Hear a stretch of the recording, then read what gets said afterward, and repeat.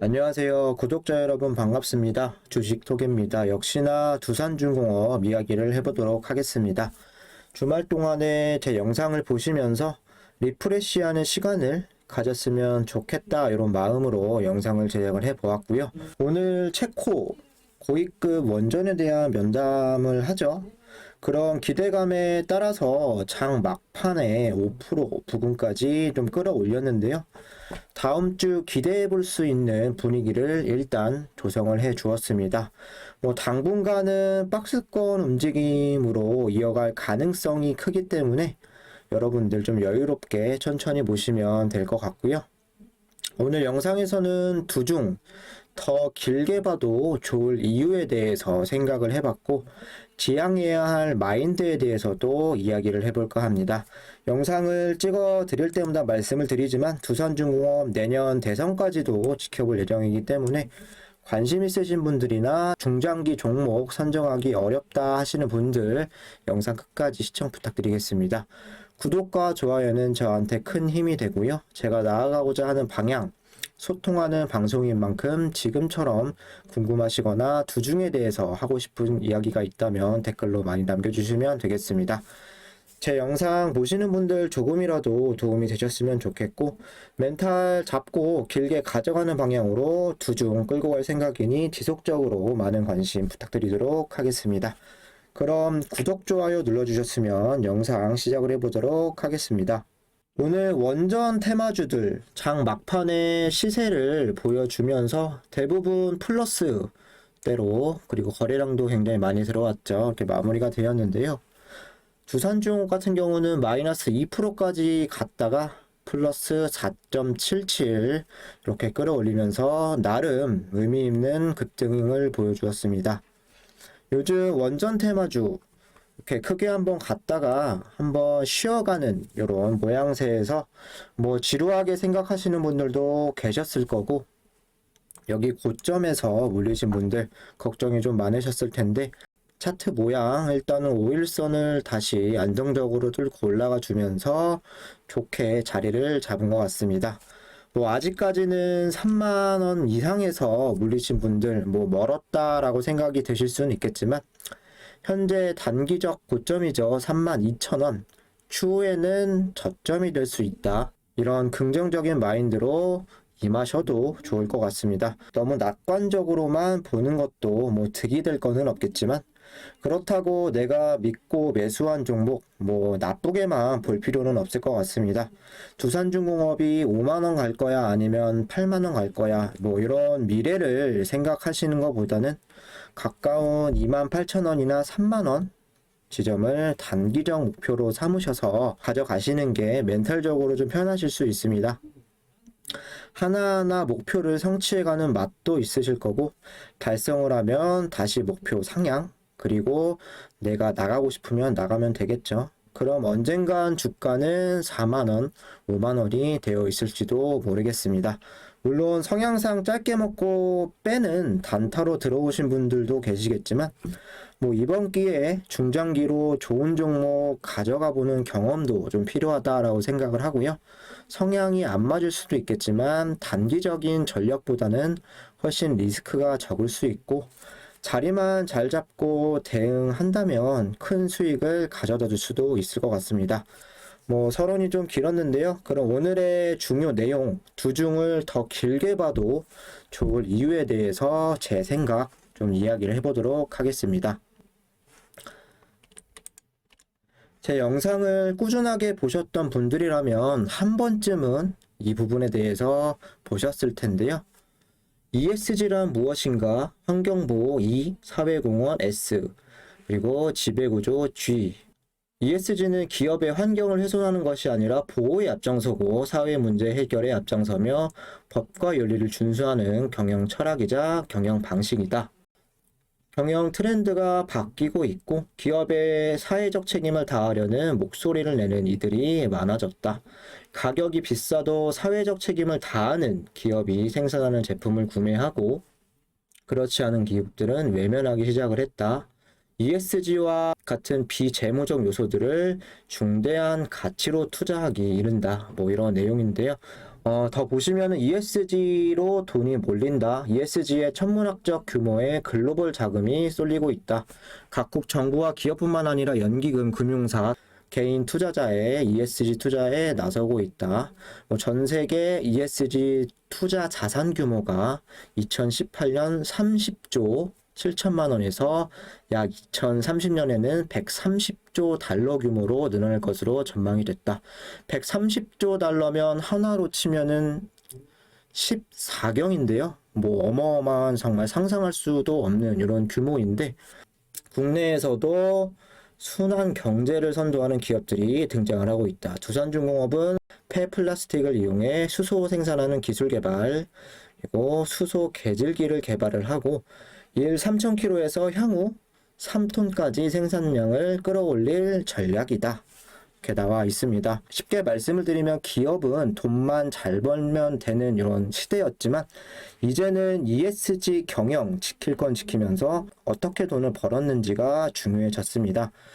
두중 같은 경우는 이미 기업적으로도 사회적 책임 경영으로 녹색 경영을 모토로 해왔고 기후 변화라던가 폐기물 등 녹색 자원으로 명명을 하면서 자원에 대한 재활용에도 힘을 쓰고 있습니다. 2030년까지 온실가스에 대한 부분 20%까지 저감을 시킨다는 목표로 두산중공업뿐만 아니라 두산 전사적으로 좀 노력을 하고 있고요. 여기 보시면은 두산중공업 2020년 ESG 등급이 나와 있습니다. 환경 A, 사회 A+, 지배구조 B+, 전체적인 ESG 등급은 A로 상당히 준수한 모습을 보여주고 있는데 이것이 의미하는 것은 전 세계적 흐름을 따라가고 있고 좀 심하게 말씀을 드리자면 ESG와 반대로 가는 기업들은 투자해서는 안 된다. 이것 때문에라도 이 기업의 투자를 고려할 수도 있고요. 향후 몇 년 안에 ESG를 회사 차원에서 관리가 되지 않는다라고 했을 땐 주가적으로나 여러 가지 부분으로 제재가 들어올 것은 분명하다라고 생각을 합니다. 여기에 조금 더 덧붙이자면 최근에 폐배터리 사업도 집중을 하고 있죠. 폐배터리로 탄산 리튬을 회수하는 기술로 온실가스 배출량 감소에 많은 도움이 될 수 있고요. 앞으로 전기차가 주로 이제 나올 텐데 전기차 배터리 재활용도 상당히 큰 시장에서 두산중공업이 수혜를 받을 수 있지 않을까 생각을 합니다. 당장은 멀어 보이지만 두중 ESG만 보더라도 충분히 더 길게 가져가야 할 이유이기도 합니다. 두 번째는 역시나 다시 관심을 받고 있는 이 원전 산업이 살아날 거다라는 기대감과 해외 수출 소식인데요. 아마 이 뉴스는 다 보셨을 거예요. 타이산 원전서 방사능 누출됐다. 미국 정부는 최근 중국 광동성 타이산 원전에 방사성 물질 누출이 있는지 조사를 했다. 타이산 원전을 중국 광핵집단공사와 공동 운영하고 있는 프랑스 원전 기업 프라마톰은 지난 3일과 8일 미국에 또 누출이 되고 있다라고 요청을 했죠. 미국은 아직 위기사항은 아니다라고 밝혔고 여러 전문가들도 중국 CGN, 미국 정부에게 블랙리스트로 지정이 돼서 원전을 운영하는 프랑스 프라마톰이 원전 안전사고를 미국에 알려야 할 의무가 없다며 이런 부분들 이야기를 하고 있습니다. 사실 마지막에 제일 중요한 내용인데 중국과 경쟁 중인 우리나라의 원전 수출 관련해서 큰 영향은 없을 것이라는 분석. 타이산 원전은 프랑스에서 수입한 유럽 경수로형이고 체코에서 한국과 맞붙는 것과 동일하지만 약간 유리한 정도로 큰 영향을 주기는 어려울 것으로 보인다라고 나와 있습니다. 현재 체코 원전에서 러시아와 중국을 배제한 상황인데요. 중국에서 원전 사고가 터졌고 중국 광핵집단이라는 곳이 프랑스 프라마톰 밀접한 관계가 있습니다. 마지막 문구에서 한국과 체코에서 맞붙는 거에 큰 영향을 주기 어렵다라고 나와 있는데 현재 미국과 프랑스, 한국, 체코 수주를 따내기 위해서 3파전을 벌이고 있습니다.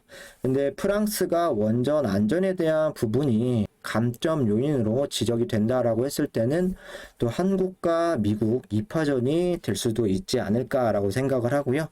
심지어 우리나라 같은 경우는 기술력도 충분히 보유를 하고 있고 입찰 가격이 프랑스의 절반 수준 그리고 미국의 3분의 1 수준이라고 합니다. 만약 체코 수주를 좀 따낼 수 있다면 폴란드, 사우디, 인도 등등 좀 추가적인 연쇄 수주의 가능성도 열려 있을 거라고 생각을 합니다. 여기 보시면은 아람 원전 1억 시간 무사고 대기록 땡큐 한전 이렇게 나와 있는데요. 바라카 원전 1호기가 2018년 완공된 이후 4년 동안 1억 시간 운행이 됐지만 단 한 번의 사고도 없었다. K 원전 해외에서 원전 기술력의 위상을 드높이는 계기가 됐다. 체코와 폴란드 등 해외 수주전에서 호재로 작용할 것으로 보인다. 한편 팀 코리아와 두산중공업은 지난 2019년 바라카 원전에 대한 5년 정비 사업을 계약을 하기도 했었죠. 우리나라 원전에 대해서 중동에서는 이미 우호적인 분위기는 알려져 있고 바라카 원전이 좋은 본보기가 될 수가 있겠죠. 그리고 두산중공업은 어디에도 안 껴있는 곳이 없는데요.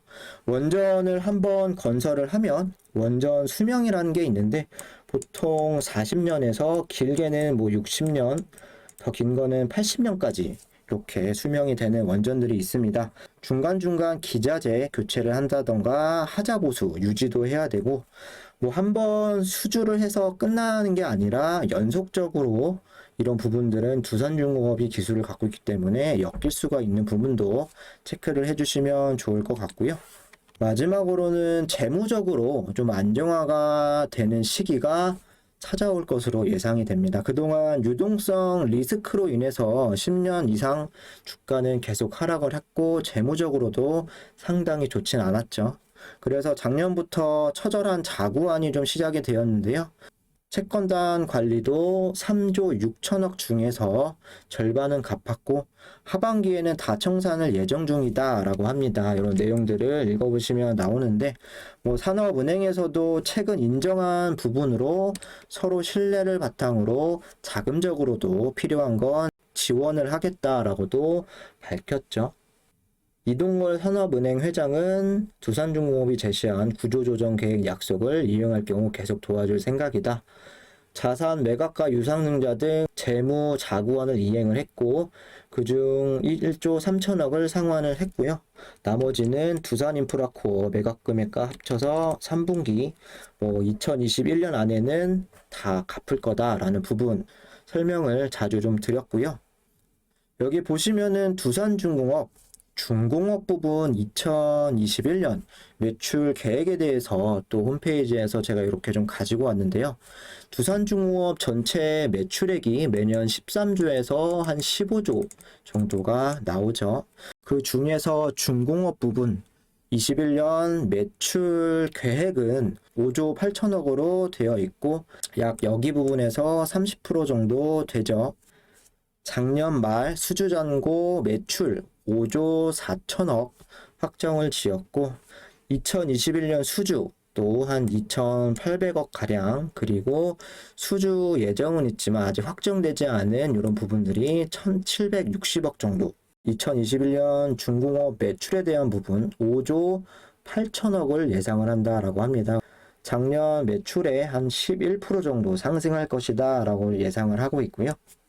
영업이익도 20년 중공업 부분은 한 5천억 적자였는데 20년에 일회성 비용을 이렇게 다 감안을 했을 때 DPSI 추가 원가 반영으로 2,860억 그리고 명예퇴직으로 1,800억 또 어떤 배상금으로 900억 이렇게 해서 총 5,618억이 진행이 된다라고 나와 있고요. 거기에 매출 증가라던가 원가율 개선, 판관비 등등등 해서 2021년 영업이익은 2,212억이 될 거다라고 예상이 나와 있습니다.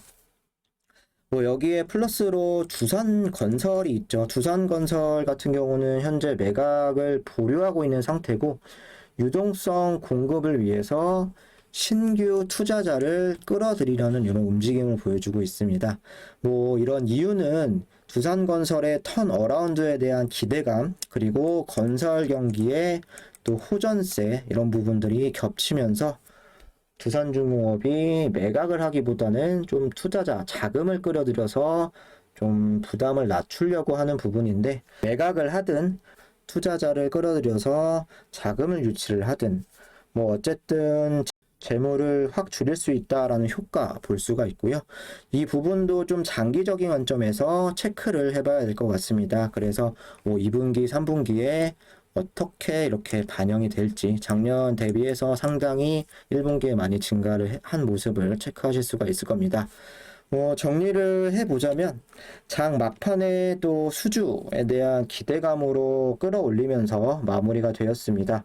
주말 동안에 긍정적인 소식이 나오면 다음 주 추가 상승세도 기대해 볼 수 있다라고 말씀을 드리고 싶고요. 제가 오늘 이야기 드렸던 두중 길게 끌고 가야 하는 이유들 잘 체크를 해보셔서 장기적으로 봤을 때는 다 수익 보시고 좋은 결과 있으시길 바라겠습니다. 기술적 분석은 오늘 패스하도록 하고요. 추매나 뭐 지지 구간 이런 거 체크하시고 싶은 분들은 어제 영상 내용에 담았습니다. 참고해 주시면 될 것 같고요. 구독과 좋아요 안 누르신 분들은 다시 한번 부탁을 드리고 다음 주에 다시 찾아뵙겠습니다. 감사합니다.